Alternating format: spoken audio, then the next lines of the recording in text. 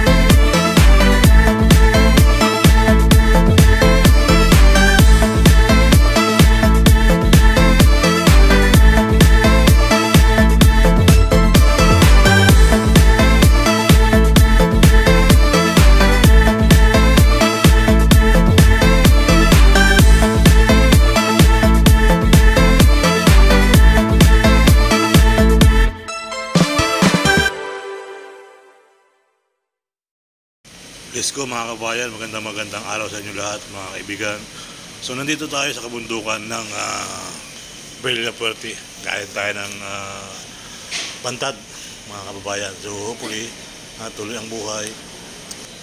So yun nga mga kabayan, kita nyo naman yung ating kasi talagang karabaw. Ngayon motor na sa palabal, kaya lang bumaba pa rin yung mga bata para karami ano. So yan po yung mga kaganapan papunta ng bayan para mag-aral po sila sa kabayanan ng bayan ng Gumaka. So yan po yung talagang hirap ng inaabot ng ating mga kababayan. So ako nagpapasalamat naman mga kabayan at dahil ako nandito sa Maynila. So ganyan din ako noon. Kaya lang sinasakyan ko kalabaw, kabayo. Yan po yung aming buhay talaga sa bundok. Napakahirap ng ating hindi man mahirap, masarap po yung buhay sa bundok kasi nasa sarili tayong bayan Kaya nasa sarili tayong bayan, napakasarap sa sarili ng bayan. Para kaya ngayon mag-aaral ka, mga bata mag-aaral, wala kayong gagawin kundi mag-aaral. Kaya pag mag-aaral kayo para paganda yung buhay pag nakapagtapos kayo ng pag-aaral. Maraming salamat po.